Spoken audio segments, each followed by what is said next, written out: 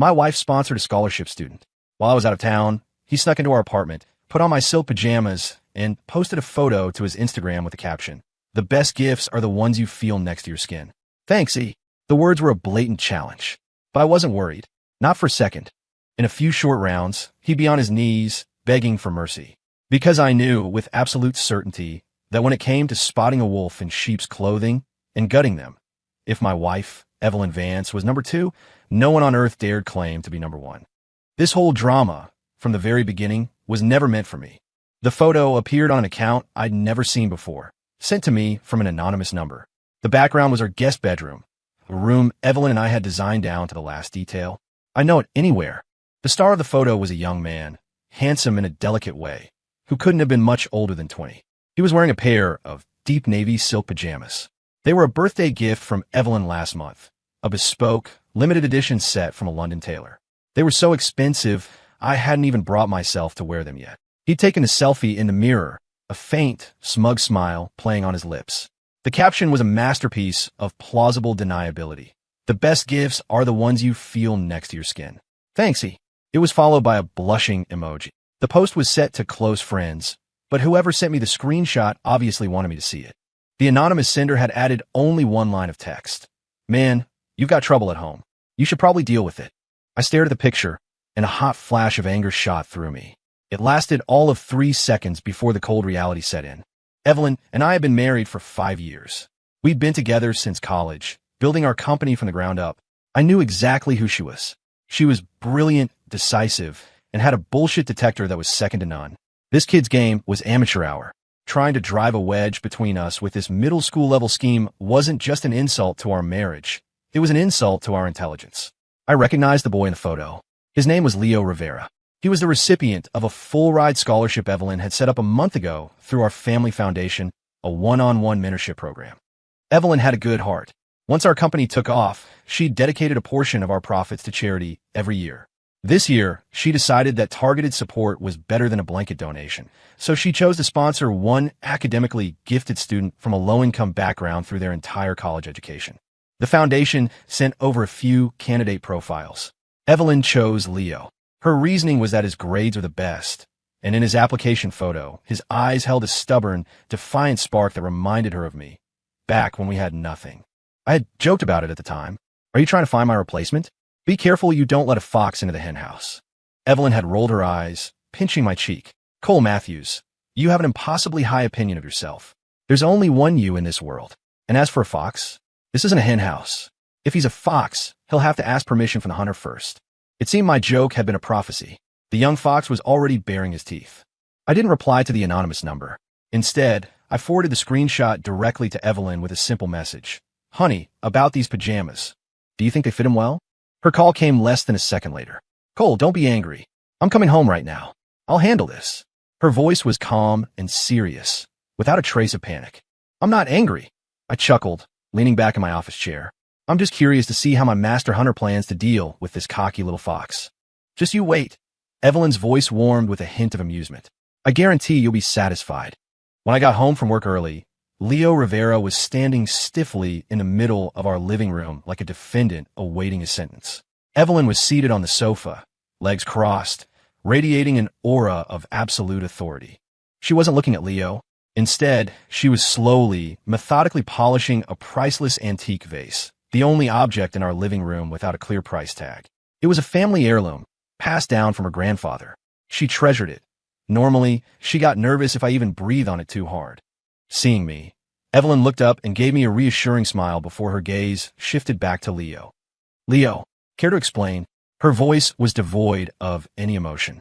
When Leo saw me, his body gave an almost imperceptible flinch before his eyes turned red. He dropped to his knees with a thud, his voice choked with sobs. "I'm so sorry, Evelyn. I'm so sorry, Cole. I didn't mean to do it." Oh, wow. Straight for the big guns. Too bad that act didn't work on Evelyn. She didn't even raise an eyebrow. She continued wiping the vase with a silk cloth, her voice dangerously calm. "You didn't mean to? So you sleepwalked into my home, sleepwalked into my husband's pajamas, and then sleep-posted to your Instagram." Leo's face flushed a deep crimson. He stammered, I was just so grateful to you, Evelyn. Not only did you pay for my school, but when my mom got sick a few days ago, You sent me $5,000 for her medical bills without a second thought. I just wanted to come see you, to thank you, but you weren't home. So you picked the lock to my apartment? Evelyn set the vase down, her eyes finally turning sharp as glass. No, it wasn't like that. Leo waved his hands frantically. The last time you came to my campus, you dropped your spare key in your car. I found it and wanted to return it, but I never got the chance. Today I just had this crazy impulse. I wanted to see what my benefactor's home looked like, to feel what your life was like. He was crying freely now, a pathetic, sobbing mess. I saw Cole's pajamas, and they were just so beautiful. I just wanted to try them on, to feel what it's like to be a successful person, to motivate myself to study harder, so I could be someone like you, Cole. I only posted it to a private group for my family back home. They're all poor, and I just wanted them to see I'm doing okay now, so they wouldn't worry. I never thought someone would take a screenshot and send it around, causing you and Evelyn so much trouble. It was a masterful performance, a perfectly crafted speech. He'd painted himself as a grateful, curious, slightly vain, but fundamentally good kid from the wrong side of the tracks. He explained his motive and conveniently shifted the blame to some non-existent, malicious relative. If I were an outsider, I might have actually bought it. But I wasn't, and my wife sure as hell wasn't. Evelyn listened quietly until he was finished. Then she smiled. She stood up, walked over to Leo, and looked down at him. Are you done? Leo, tears streaming down his face, nodded. Good. Evelyn nodded back. Then she did something nobody could have predicted. She raised her hand and, with a swift, brutal motion, swept the priceless antique vase off its pedestal. Crash! The vase shattered on the marble floor, exploding into 100 pieces. The sharp, clear sound stunned both Leo and me into silence. Leo's face went white with terror. He stayed frozen on his knees, not daring to move. My own heart skipped a beat. That was her grandfather's vase. What was she? Oh dear, Evelyn said, as if just realizing what she'd done. She covered her mouth in mock surprise. My hand must have slipped. She looked down at the horrified boy, her smile innocent and cruel. Leo, look, it's broken. My most cherished possession, just like that. She slowly crouched down, meeting his terrified gaze, her eyes as cold as a frozen lake. This vase was the only thing my grandfather left me. It was priceless, but now I've broken it with my own two hands. Do you know why? Leo, completely terrified, could only shake his head. Because it's dirty now, Evelyn said, her words slow and deliberate. Just now, while I was polishing it, I imagined you. I imagined your hands, the same hands that picked my lock, touching every piece of furniture in our home. I imagined you wearing my husband's pajamas, lying in our bed, and suddenly it felt filthy. Everything in this room feels filthy. Her voice was soft, but it was like a blade of ice twisting in Leo's gut. I'm a bit of a perfectionist, Leo. I sponsored you because I hoped you'd take the high road, that you'd use knowledge to change your destiny. Not so you could waste your energy on these cheap tricks, coveting things that don't belong to you. You wore my husband's pajamas to create the illusion of an affair, to drive a wedge between us. Your ambition, your schemes, all your grimy little thoughts. They were laid bare the second you hit post.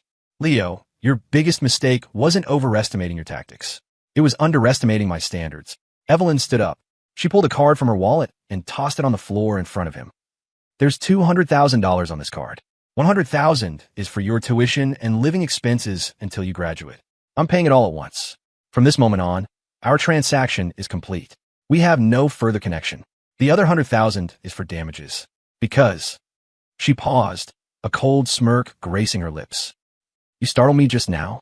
I get clumsy when I'm startled. You made me break my vase. So, you're going to pay for it.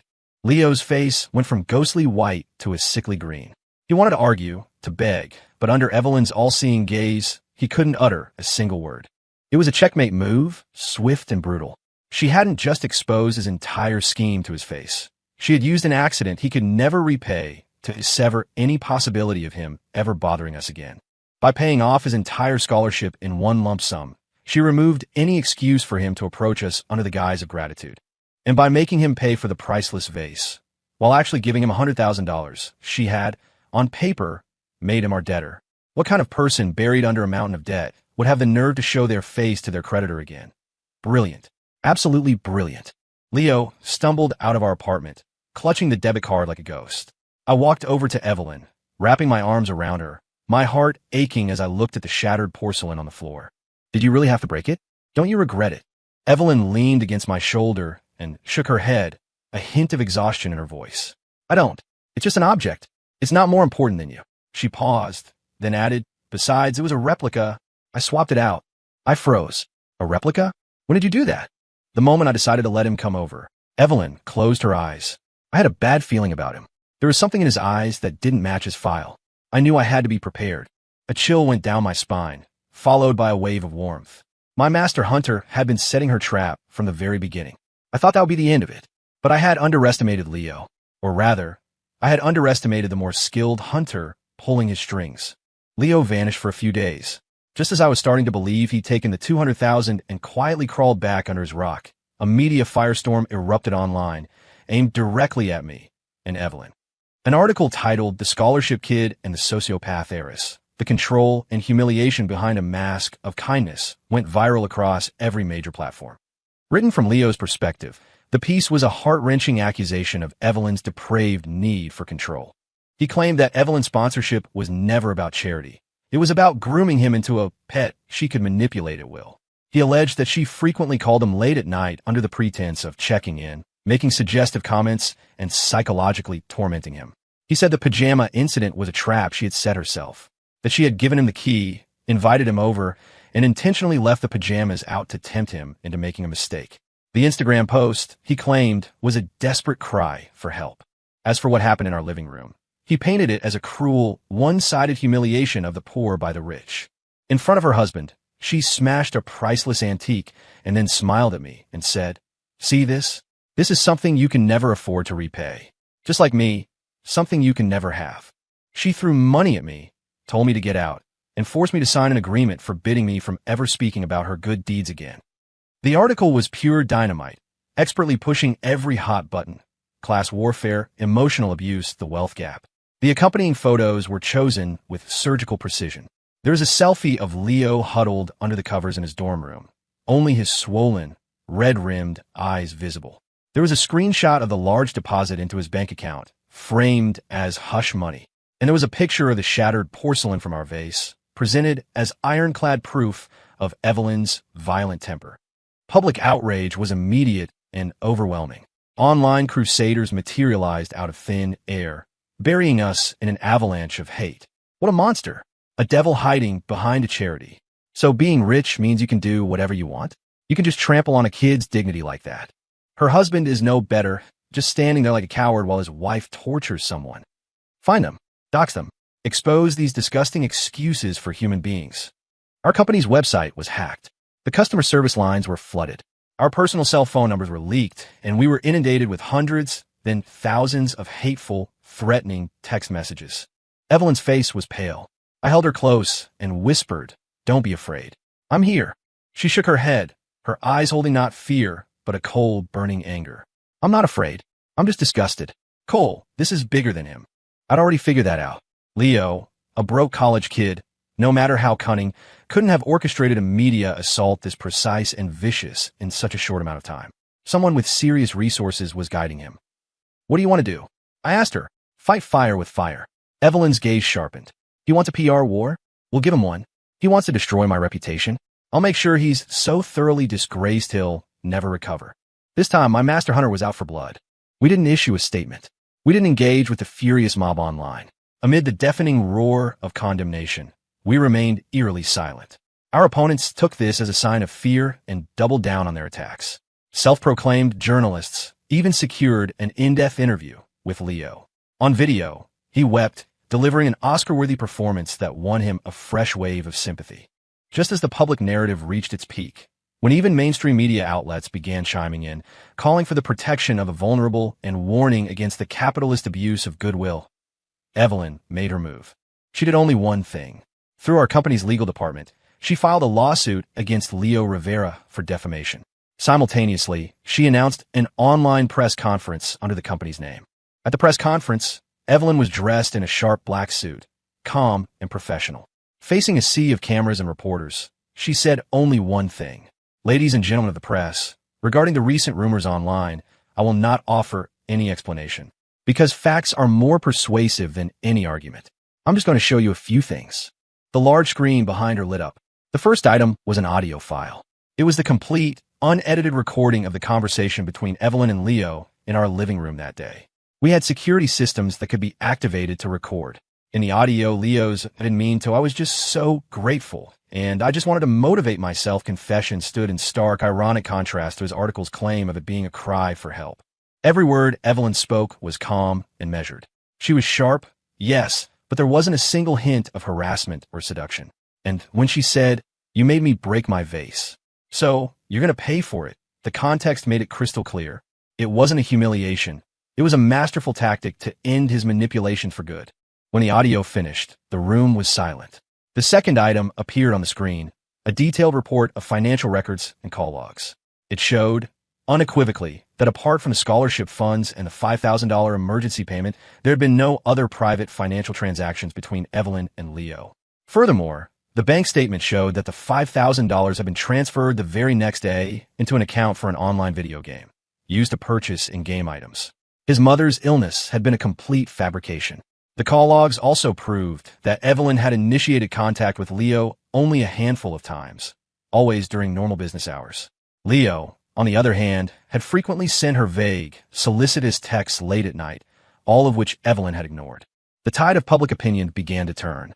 But if the first two pieces of evidence damaged Leo's image as a perfect victim, the third was the kill shot. A high-definition security video appeared on the screen. The location was the hallway outside our apartment. The timestamp was from 2 days after the vase incident, the day before Leo published his tell-all article. The video showed a stylish, middle-aged woman in sunglasses handing a large manila envelope to Leo. He took it, bowing and scraping, his face plastered with a fawning, sycophantic smile. It was a smile that bore no resemblance to the tortured, on the verge of a breakdown victim from his video interview. There was no sound, but everyone understood. This was a transaction. Leo wasn't a victim. He was an actor. Every word he'd spoken, every tear he'd shed, was part of script. And the woman in sunglasses was the director. The press conference ended, and the internet exploded. The same people who had been calling for our heads just days before now turned their fury on Leo. Holy SHD, the plot twist of the century. This kid is disgusting. Give this guy an Oscar. He played every single one of us. Find out who that woman is. This is clearly a corporate sabotage hit. Evelyn Vance is a total badass. That counterattack was epic. Overnight, Leo went from a symbol of hope to a reviled con artist. The university immediately issued a statement announcing his expulsion and a formal investigation. With the mountain of evidence we provided, the court quickly accepted our defamation case. He was facing serious legal consequences. We had won the media war, decisively, utterly. I looked at Evelyn, sitting beside me, calmly scrolling through the flood of apologies and praise online, and my heart swelled with pride. My wife was just that powerful, that brilliant. But at the same time, a question began to form in my mind. Who was the woman in the sunglasses? Why would she go to such lengths to destroy Evelyn? Was it really just business competition? I had a gut feeling this wasn't over, and that the woman's identity would be something we never could have expected. Evelyn seemed to sense it too. In the wake of our triumph, Evelyn showed little joy. Instead, she seemed more preoccupied than ever. That night, she locked herself in her study and didn't come out until morning. The next day, she handed me a file, her expression grim. "Cole, I need you to run a background check on this person." I took the file. When I saw the name on the tab, my eyes widened. Rhonda Hall. The name was vaguely familiar. I recalled she was one of the founding members of her father's company, Vance Enterprises. She'd left years ago for some reason or another. "She's the woman in the video," Evelyn said. I immediately sent the security footage to our company's tech department. A few hours later, they sent back a crystal clear, digitally enhanced facial image. Without the sunglasses, though marked by the years, the face was unmistakably that of the sharp, formidable woman who had once been Lawrence Vance's right hand. It was her. Rhonda Hall. Why would she do this? I couldn't wrap my head around it. When she left the company, Dad gave her a huge severance package, didn't he? This can't be about business competition. This is too vicious, too personal. Evelyn's father was a self-made man who had built a billion-dollar empire from nothing. He had died of a sudden heart attack when Evelyn was just starting college. Evelyn had mentioned Rhonda before, describing her as her father's most trusted partner and mentor. They had been incredibly close. The story went that Rhonda's husband became a gambling addict and racked up enormous debts. To pay them off, Rhonda had embezzled company funds. Out of respect for their long friendship, Lawrence hadn't pressed charges.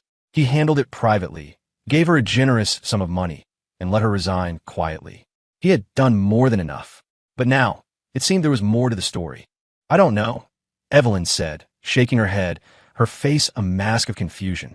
All I know is that after my father died, it was like Rhonda fell off the face of the earth. I always assumed she was too ashamed to ever face us again. Maybe it's time we faced her, I suggested. Evelyn was already one step ahead of me. She quickly found Rhonda's current address, a high-end assisted living facility in Napa. We drove out the next day. The facility was serene and beautiful. Rhonda had a private suite, bright and immaculate. She didn't seem surprised to see us. She brewed tea, invited us to sit, and regarded us with a calm, detached expression, as if she had seen it all. I knew you'd come, she said, her voice slightly hoarse. Rhonda, I want to know why, Evelyn said, getting straight to the point. Rhonda lifted her teacup, blowing gently on the surface, not answering immediately. She looked at Evelyn with a complex mix of nostalgia, pity, and something else, a deep, bottomless well of resentment. Why? She gave a short, cold laugh. Evelyn, maybe you should ask your great father what he did to me. That's right, Lawrence Vance. Rhonda's voice suddenly rose, her calm facade cracking to reveal the seething hatred beneath. He was a hypocrite, a goddamn thief. I built that company with him.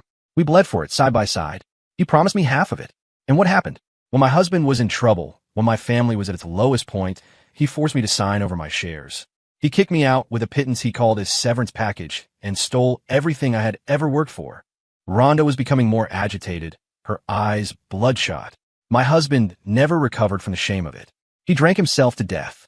My son, Leo's uncle, had to drop out of school because we were bankrupt and being chased by creditors. He's never amounted to anything. Lawrence Vance destroyed my family.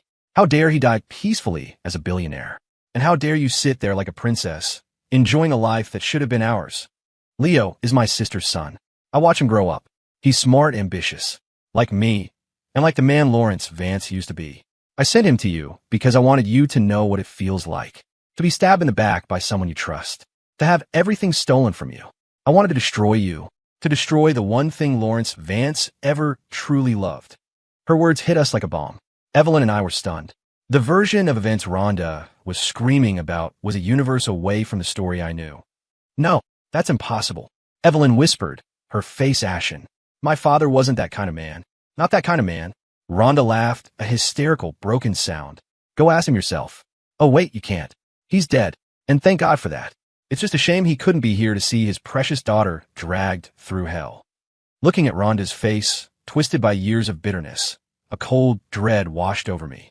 If she was telling the truth, then Evelyn's father was a monster, and we had been living a life of privilege built on the ruins of another family. If that was the case, what did that make our takedown of Leo? Just another case of the rich bullying the poor. For the first time, a profound sense of doubt and regret took root in my heart. Evelyn was in even worse shape. She was trembling, her lips completely drained of color. Her father had always been her hero, a towering figure of integrity. Rhonda's words had just dynamited the foundations of her world. We left the facility in a daze. On the drive back, Evelyn was silent, just staring blankly out the window. I knew the blow she had just suffered was devastating. When we got home, she locked herself in the study, just as she had before. This time, I knew what she was doing. Inside the study was a safe, left to her by her father. Before he died, he had given Evelyn the key, telling her to open it only if Vance Enterprises faced a crisis that threatened its very existence, or if she ever encountered a doubt so profound she couldn't resolve it. For all these years, Evelyn had honored his wish. She had never opened it. Until now, I sat outside the study door all night. At dawn, the door opened. Evelyn emerged. Her eyes were bloodshot and she was still pale, but the confusion and pain were gone. In their place was a quiet clarity, the kind that comes only after you've seen the whole, unvarnished truth. She was holding an old manila envelope. She handed it to me, her voice a raw whisper. Cole, you should read this. With trembling hands, I opened it. Inside was a thick stack of letterhead and copies of various documents. The letter was in her father's handwriting, strong and steady, just like the man himself. To my dearest daughter, Evelyn, if you are reading this letter, it means you have encountered a crisis of faith, or you have met with Rhonda Hall. My child, I know you must have 1,000 questions about me, about Rhonda, about the company's past. Please forgive me for waiting until the end of my life to tell you the entire truth in this way. Rhonda did not lie to you, but she also does not know the full story. Years ago, she and I were the best of partners. I did promise her that when the company succeeded, we would share it equally. But later, I went back on my word. I used some unsavory methods to transfer all of her shares into my name. On the surface, I was a backstabbing partner, a predator who took advantage of a friend's crisis. I imagine that is exactly how Rhonda sees me. But why did I do it? Child, please look at the documents that follow. I flipped past the letter. There was a stack of medical diagnoses, records of massive bank withdrawals, and loan agreements from offshore casinos. All the evidence pointed to one person, Rhonda's husband, Marcus Hall. In the letter, Lawrence continued, Rhonda is a brilliant woman, but when it came to matters of the heart, she was terribly blind. Her husband, Marcus, was a con man from the very beginning. He was only ever after her money. After he had drained her personal savings, he got into gambling and accrued a staggering amount of debt. To pay it off, Rhonda began leveraging company assets. She was even preparing to sell her shares. My child, you have to understand, the company was at a critical growth stage then. If her shares fell into the hands of the loan sharks who were after Marcus, the entire enterprise would have been destroyed. It was our life's work. I cannot stand by and watch it burn to the ground. I tried to reason with her. I pleaded with her, I yelled at her, but nothing worked. She was blinded by love, convinced that Marcus would change. I had no other choice but to do what I did. I stole her shares and gave her a sum of money that she saw as a severance. But in truth, I never touched a cent of that money or her assets. I used it to establish a blind trust in her name. All of her dividends from those years went into it as well. I calculated that by the time she turned 50, the fund would be substantial enough for her and her son to live the rest of their lives in comfort.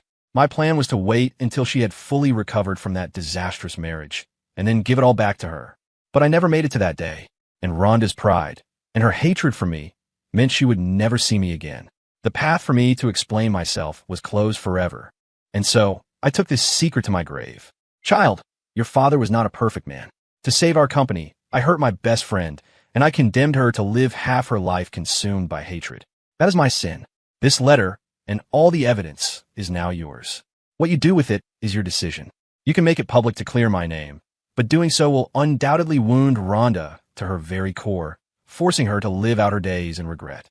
Or you can continue to keep this secret. Let me remain the villain in her story. Perhaps for her, living with a clear purpose for vengeance is a kinder fate. Whatever you decide, I will support you. Just remember one thing. In this life, you must be kind. But before you are kind, you must first learn to protect yourself. The letter was signed with his name and the date. By the time I finished reading, tears were streaming down my face. So this was the truth. It wasn't a story of betrayal, but one of silent protection. Lawrence Vance wasn't a thief. He was a guardian. He had used a cruel, pragmatic method to protect not only his life's work, but also the future of the friend he had wronged. He shouldered all the blame, leaving clarity and fortune to others. What a profound and tragic man. I looked at Evelyn. Her tears had already dried. She picked up the phone on her desk and dialed a number. Mr. Abrams? This is Evelyn Vance. I need you to prepare some documents immediately regarding the trust fund of Ms. Rhonda Hall. I've decided to initiate the transfer process now. I was stunned. You're going to give it all back to her. Evelyn nodded, her gaze firm, without a shred of hesitation. Dad was right. Sometimes the truth is more painful than a lie. Forcing her to see that the person she's hated her whole life was actually her greatest protector. Making her realize that her own blindness and obsession ruined her life. That kind of regret would be worse than death for her. Rhonda has lived in hatred for too long. It's been a bitter existence. What she did to us was wrong, and she will face the legal consequences for it. But after that, I want her to have the chance to start a new life. My father's name doesn't need to be cleared for the world. As long as I know the truth, and you know the truth, that's enough. I walked over and held her tightly. In that moment, all the love, hate, regret, and anger in my heart melted away into an endless well of admiration and tenderness for the woman in my arms. She was kind, but she had teeth. She was compassionate, but she was rational. She could win a war with breathtaking strategy, and then, in the moment of victory, choose the most merciful path. My wife wasn't just an expert at spotting manipulators. She was a woman of true wisdom and grace. How did I ever get so lucky? The rest of the process unfolded smoothly. For conspiracy to commit defamation, Rhonda Hall was sentenced to 1 year in prison. Before she was incarcerated, our lawyer, Mr. Abrams, met with her and presented her with a complete trust fund portfolio. We didn't go. Evelyn said some things are better left unsaid, some meetings better left to the imagination. We heard that when Rhonda saw the documents, she completely broke down. She couldn't believe it, couldn't accept that the man she had despised for 2 decades had been protecting her all along. She apparently cried in that visiting room for an entire afternoon, a gut-wrenching, soul-cleansing cry of regret, shame, and an awakening that had come 20 years too late. For fraud and defamation, Leo was expelled from the university and faced his own legal penalties. After his release, he was reportedly too ashamed to show his face anywhere and returned to his hometown in disgrace. The storm finally passed. Life returned to normal.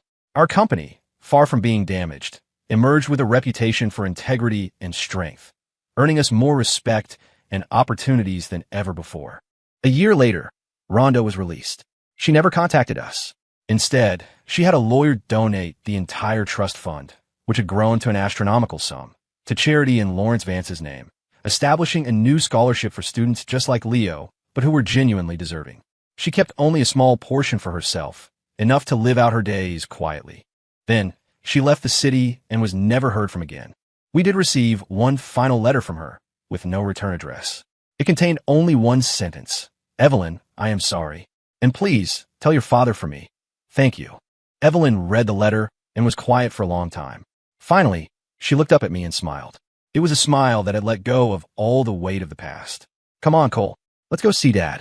The afternoon sun was warm and golden. We brought a bouquet of white lilies to Lawrence's grave. Evelyn placed the letter gently in front of the headstone, then used her hands to slowly brush away the dust. She knelt down, leaning against the cool marble as if she were a little girl again, sharing secrets with her father. "Dad," she said, "thank you. Did you hear her? Dad, I never understood why you were always so busy, why you were so strict with me, why you always seemed to have the weight of the world on your shoulders. I think I'm starting to get it now. Dad, thank you. Thank you for teaching me what real strength and kindness look like." I stood behind her, giving her the moment. The setting sun cast our 2 shadows long across the grass, making them overlap until they were one. I watched the profile of her face, the face I had loved for so many years, now etched with a quiet tenderness and an unshakable resolve. I realized that this whole ordeal, in its own way, had been a gift. It had shown us the darkness in human nature, but it had also allowed us to touch the light. It made us more certain than ever that the path we were on and the person we were walking it with were the truest choices of our lives. On the way home, Evelyn suddenly turned to me. "Cole, if one day I ever become like Rhonda, paranoid, bitter, completely unreasonable, would you still want me?" I thought for a moment, then squeezed her hand, looking her dead in the eye. "Then I'd do everything in my power to pull you back from a cliff. And if I couldn't, I'd jump with you, because you're my entire world. For you, I'd do anything." Evelyn stared at me for a beat, then a beautiful smile spread across her face, her eyes curving into happy crescents. She leaned over and whispered in my ear, "Don't worry.